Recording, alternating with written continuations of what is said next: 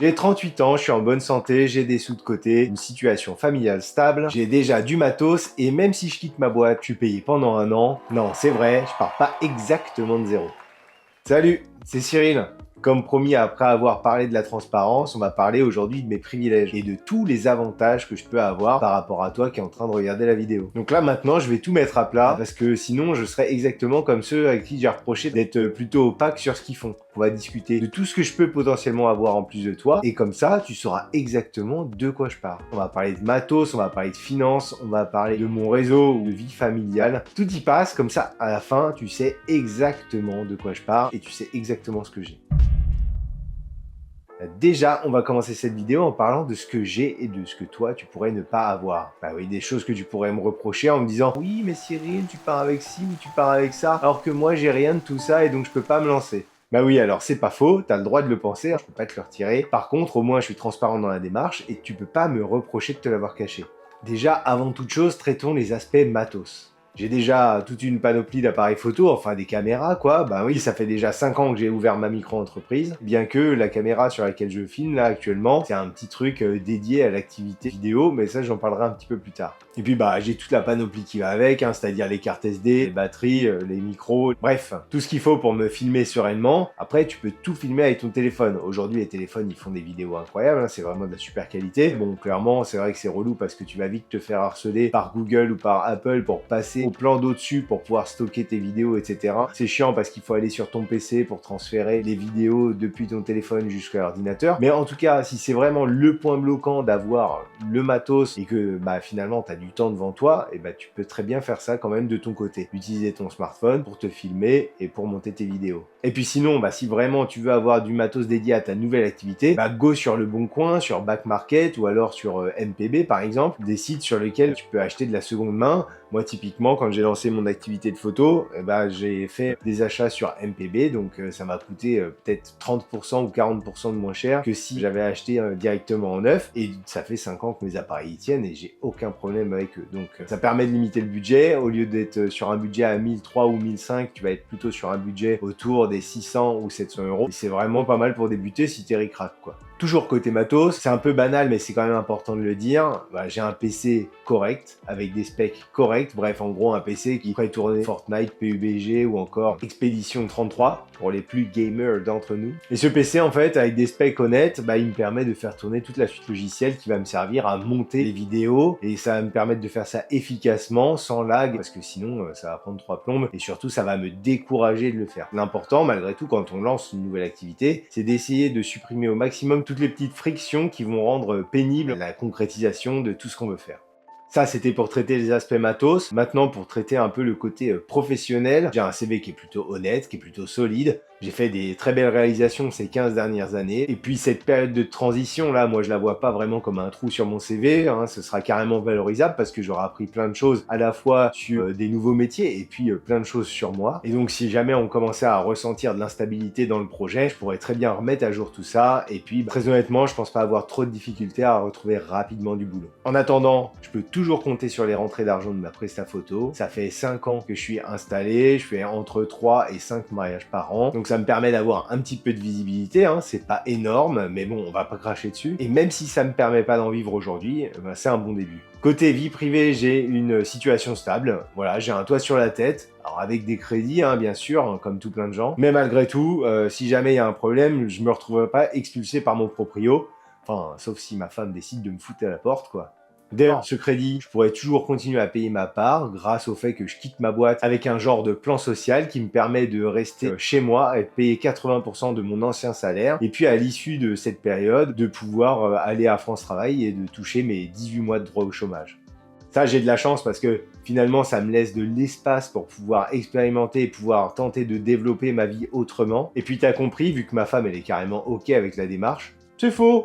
Donc je disais, même si elle n'est pas vraiment emballée par mon projet, elle a son boulot aussi de son côté, elle gagne bien sa vie, et son salaire plus mes indemnités, plus les différentes rentrées d'argent que je pourrais potentiellement avoir, ça va quand même permettre de continuer de vivre notre vie dans un rythme dans lequel on est habitué à vivre. Et puis au pire du pire, j'ai un matelas de sécurité qui va faire que si vraiment on a une galère qui nous arrive sur le coin de la tronche, on n'est pas obligé d'aller dans un pays de l'Est, soit pour vendre un de nos gosses, soit pour vendre un de nos reins, pour se permettre de payer les factures. Allez, et puis je vais terminer la liste de mes privilèges avec deux choses super intéressantes, deux super pouvoirs que j'ai. Le premier, c'est que j'arrive très facilement à m'autodiscipliner. Pendant plusieurs années, je me suis levé à 5 heures du mat pour faire du sport tous les matins, alors que, bon, très franchement, les gains, non. Non, les gains sont pas du tout au rendez-vous. Et puis le matin, même quand on est en vacances, je me lève plus tôt que toute la famille pour pouvoir aller courir. Là, en ce moment, bah, j'ai plus de boulot, donc j'ai aucune raison de me lever à part m'occuper des enfants. Mais malgré tout, je continue à me lever avant tout le monde pour quand même faire mon sport. Donc ça, c'est vraiment des choses, j'arrive très très facilement à faire ça. Ça me demande pas beaucoup d'énergie d'aller me motiver. Et puis mon deuxième super pouvoir, bah, c'est que j'ai énormément confiance en moi. Oui, ça pourrait paraître arrogant de dire ça, hein, évidemment. Je le suis aussi, mais ça c'est un autre débat. Bref, moi je suis persuadé que ce que j'entreprends, ça va fonctionner, et ça, c'est vraiment un sentiment formidable, et c'est vachement plus simple comme ça de rester motivé quand on est sûr que tout ça, ça va fonctionner. Donc oui, tu as compris, je suis pas orphelin avec 300 000 € de dette et qui vit à la rue, non, c'est vrai. Non, je pars avec plein de trucs déjà dans mon sac à dos, plein de choses qui vont m'accompagner dans cette aventure, mais on a tous notre lot de privilèges.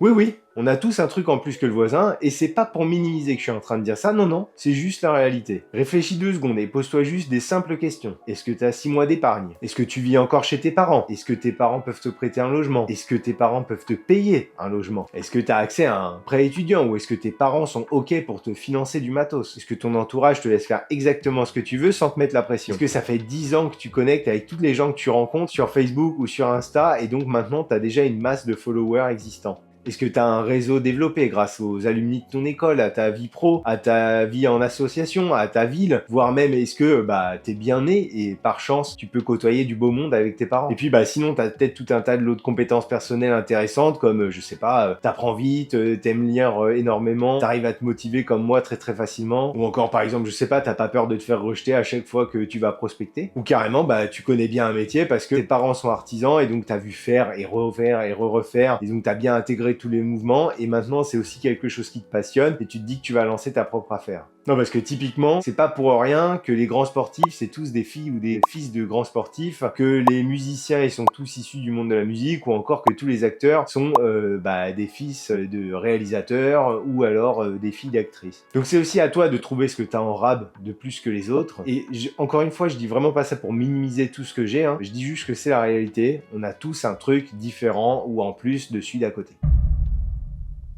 Par contre, autant je minimise pas ce que j'ai, je vais pas non plus taire ce que j'ai pas, parce que non, je pars pas comme ça et tout va me tomber tout cuit dans le bec. Alors déjà, les réseaux sociaux, clairement, c'est pas mon truc. Je pars vraiment avec une longueur de retard.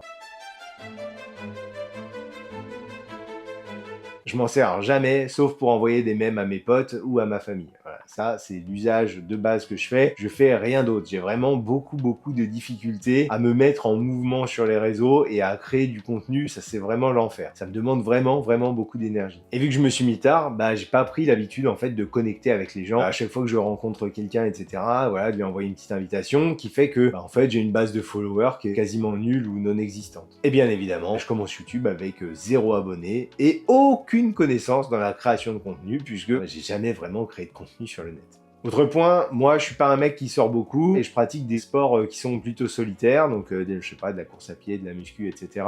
Des trucs où t'es vraiment tout seul dans ton coin, et c'est que très récemment que je me suis mis à la boxe dans une salle avec d'autres gens. Donc j'ai pas forcément d'opportunités, hormis les gens que je croise à la sortie de l'école, pour créer des nouvelles connexions et puis discuter avec les gens de projets. Et c'est assez complexe parce que moi j'ai beaucoup déménagé, donc 90% de mes connaissances actuelles, même 99% de mes connaissances actuelles, sont des potes de ma promo d'un qui au fil des années ont ramené leur plus un, mais globalement c'est toujours le même cercle d'amis dans lequel je gravite. Et donc, je côtoie pas tant de monde que ça. D'autant qu'avec les déménagements successifs, j'ai développé une fabuleuse capacité à ne pas prendre soin de mes amitiés, donc je perds régulièrement des amis. Et puis là-dessus, j'ai vraiment de la chance d'avoir finalement ma femme qui nourrit ce lien pour moi, parce que moi, je sais absolument pas le faire. En parlant de ma femme, j'ai une famille qui compte sur moi. Faut que je fasse les courses, faut que je m'occupe des enfants, faut que je passe du temps avec eux, faut que je passe du temps avec ma femme. Donc tu l'as compris, j'ai pas tout le loisir d'aller me déplacer à gauche et à droite et d'aller vivre la vie d'Aloca un peu partout partout dans le monde. Et je dois aussi restreindre mon activité dans une logistique familiale dans laquelle, évidemment, pendant que les enfants sont à l'école, j'ai tout le loisir d'aller à gauche et à droite. Par contre, une fois qu'on a récupéré les enfants de l'école, ça devient plutôt limité à quelques soirs dans la semaine. Donc ça veut dire que pour aller networker, pour aller rencontrer des gens à la chambre, des métiers, etc., c'est tout de suite un peu plus compliqué. Et le week-end, c'est pareil, ça se limite à 4 ou 5 week-ends par an où je peux aller faire une presta, typiquement pour aller faire des mariages à gauche et à droite. Mais après, plus c'est pas possible parce que ça vient trop empiéter sur tout l'espace familial. Et enfin, clairement, j'ai pas du tout l'habitude d'être dans une position aussi instable, voire même précaire. Je suis sorti de l'école en 2012, j'ai pas fait de CDD, j'ai pas forcément fait d'intérim. J'ai fait vraiment un 100% CDI dans des boîtes qui étaient plutôt bien installées, où je risquais pas de me faire virer. Et donc même si j'ai vraiment très confiance en moi, passer d'un monde où j'ai un salaire assez prévisible qui arrive tous les mois à un monde dans lequel c'est un peu facture ou crève, c'est quand même un peu délicat. Donc voilà, j'ai bien tout étalé, réseaux sociaux, réseaux dans la vraie vie, sérénité, liberté. Je pense que tout ça, c'est des sujets sur lesquels je parle vraiment de la base de la base. J'ai rien de plus que tout le monde, voire même c'est moi qui tire la moyenne vers le bas.